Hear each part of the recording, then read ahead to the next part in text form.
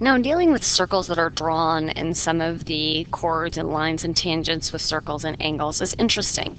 But one of the pieces that follows us through to Algebra 2 and pre-calc and trig are the equations of a circle. So it's important to understand, just like we have equations for a line, which is a recipe for all the points for building that line, we need a recipe, we need directions for building all the points on a circle.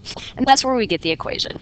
And the equation is very straightforward, but it's got a couple of interesting pieces. The equation is x minus h, the quantity squared, plus y minus k, the quantity squared, equals r squared, where h and k are your centers and r is your radius. Now, the biggest thing is to notice that this is subtraction in the recipe. So if you see an equation that is like x plus 3, the quantity squared, plus y minus 2, the quantity squared, equals 16. Right here, you want to think x minus 3, the quantity squared, because we really want this to match the formula. And so in this situation, our center, our hk, is at -3, +2, because the formula is negative, so I just pull the 2 out.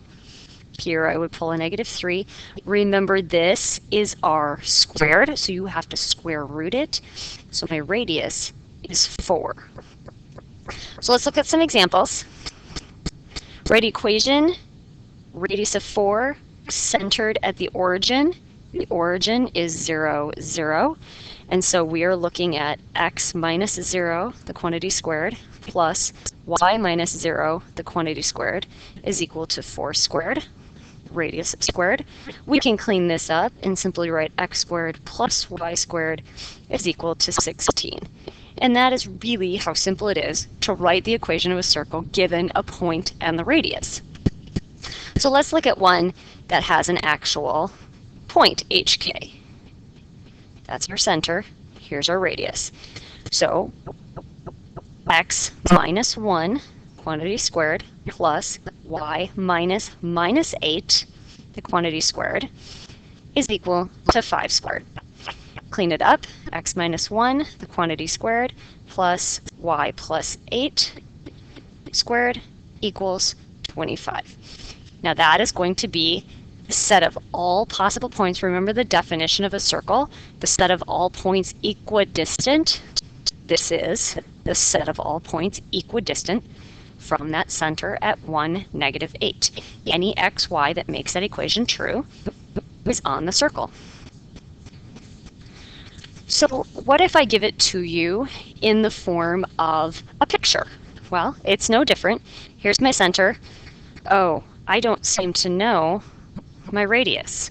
Well, we have a formula, and it's the distance formula. And so if we need to find the radius, we need to find the distance from this point to this point. Not the slope, the distance.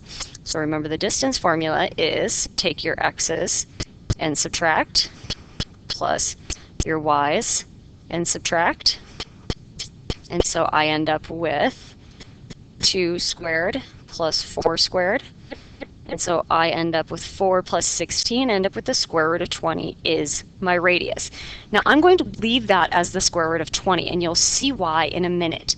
So when I go ahead and write my equation now, and again, I use my center, x minus 2, the quantity squared, plus y minus 4, the quantity squared, equals square root of 20 squared. Ready to see what's going to happen over there? This is just going to stay the same. I don't have anything to clean up here. The square root of something squared cancels, and I just get 20. If I'd taken the square root of 20, rounded it, and then squared it, I would not get 20 back.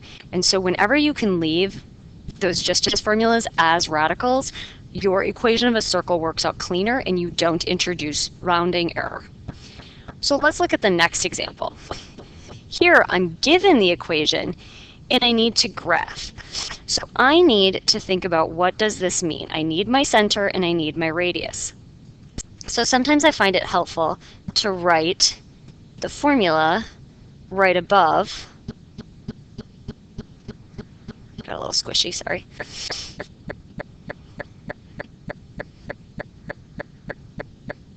Where, so I can see my parts. Right here, remember, minus 6. Here, plus 0, because there is nothing. This is r squared, so r is 5. My center is negative 6, 0. So if I go negative 6, 0, now, how do I find my points? Well, my radius is 5, so I am 1, 2, 3, 4, 5 in this direction.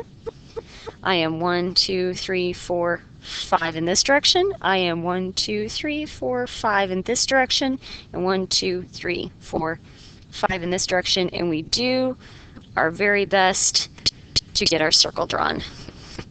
And so there is my radius of 5 and my center at negative 6, 0. So again, pretty straightforward, but things can quickly change. What if I give you a diameter with endpoints?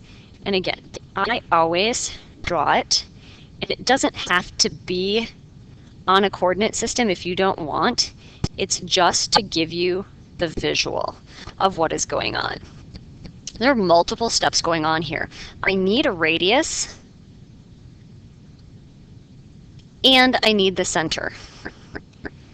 Now, the center, HK right here, is going to be in the middle of this diameter, and conveniently, we have a formula for the middle of a segment. It's called the midpoint formula.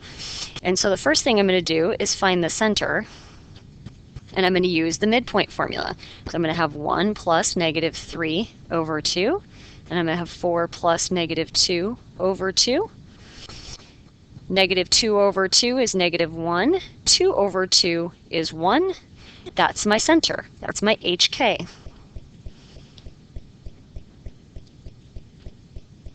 Now, what about the radius?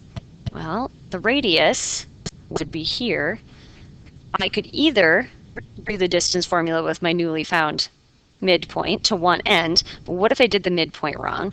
So it's always safer to use our given information. So if I find the distance from 1, 4 to negative 3, negative 2, I've really found the diameter. If I know the diameter, I can cut it in half to find the radius. So my second step is to find the radius. So my distance is the square root of 1 minus 3 squared plus 4 minus 2 squared. That ends up being 4 squared plus 6 squared.